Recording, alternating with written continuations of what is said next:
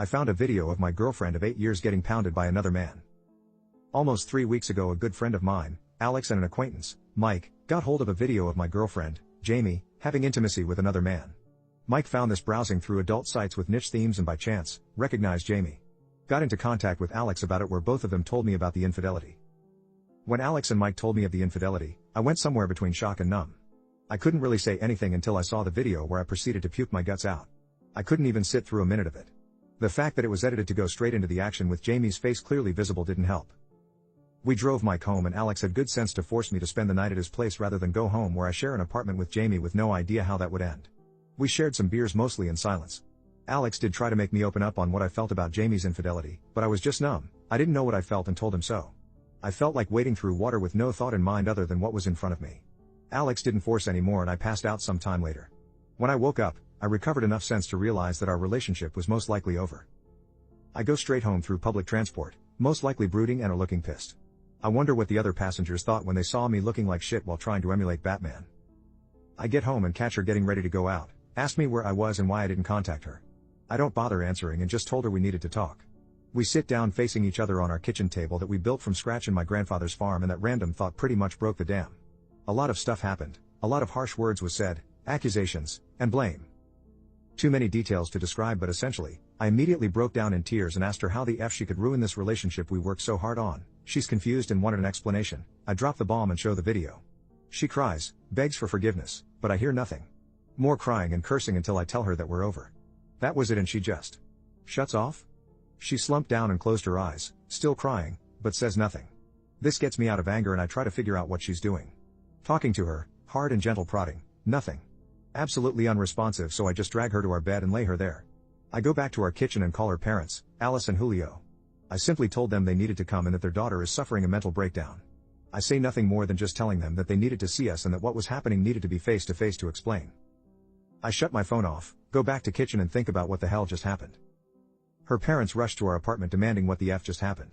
I don't tell them about Jamie's infidelity, but just say she needed mental help. She's on the bed acting comatose, but otherwise, okay. They couldn't bring her out of it, and eventually I had to explain. I didn't want to do it without Jamie being able to explain herself. I showed them the video and they're heartbroken, told them we had an argument. I didn't hurt her, but she probably couldn't handle the stress and broke down. They decide to bring Jamie to her university's mental health clinic. I decide not to go with them. The next day, Jamie eventually wakes up. She's stable and responsive. There, she says that the video was not consented. Her family decide to report this to cybercrime police. Jamie's family don't grill her with her mental state being the way it is, but her parents are obviously ashamed and aren't sure what to do other than what the psychologist recommends, which is to let Jamie rest for a while and support her until they're sure she doesn't implode, then was sent home to her parents. This was all relayed to me by her older sister, Jackie, who's trying to be the mediator. She asked me if I really was going to end the relationship. I respond that I'm not sure if we can even salvage it.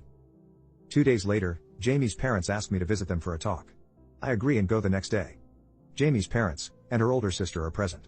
We go to their living room and sit down. They looked sad and tired, and I felt the same. Jamie will be the last topic of our talk. First is me. They wanted my parents to be involved. I feel disrespected as we're already adults, plus me and my father are tense, but I relent as I'm already tired and a bit out of my depth. Marriage was in discussion in the past after all. Finally, we talk about Jamie. She's stuck in her room, miserable and ashamed, otherwise, okay. She'll stay with her parents for now. When she's needed by the police, she can stay with Jackie in a hotel. They understand that I needed space. They've submitted a report to our cities. They live 1 to 2 hours away in the suburbs, cybercrime office. I'm needed for the investigation.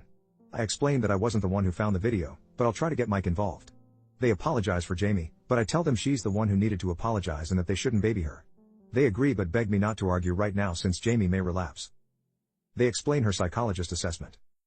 Spontaneous nervous breakdown, no history of mental illness, concluded to be caused by accumulated stress from her studies and acute stress reaction from our argument. She needs rest in a safe environment.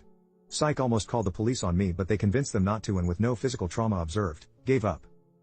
The discussion devolved to apologizing, tears from Alice especially, and other noise. But they did want to take charge of everything. The investigation, Jamie's well-being, her education and finances, etc. I was kind of washed off of everything. 8 days later, Alice calls me in the middle of the night begging me to see Jamie. Depressive episode, kitchen knife, locked in the bathroom yelling for me. Worst hour of my life. I'm pretty sure I almost died twice on the road and glad that my country isn't developed enough for highway cameras. I meet Alice and Jackie outside the house waiting for me. Jamie has mostly calmed and Julio's with her in her room. They begged me to go see her, and with how bad the situation looked, I rushed to Jamie. She's a effing wreck, looked like her blood's been drained and hasn't slept for a while. She starts crying the moment she sees me and reaches out her arms. Whatever anger, exhaustion, and anxiety melted away, and I embrace her. She kept apologizing and begging for me to stay. I shush her and hold her tight.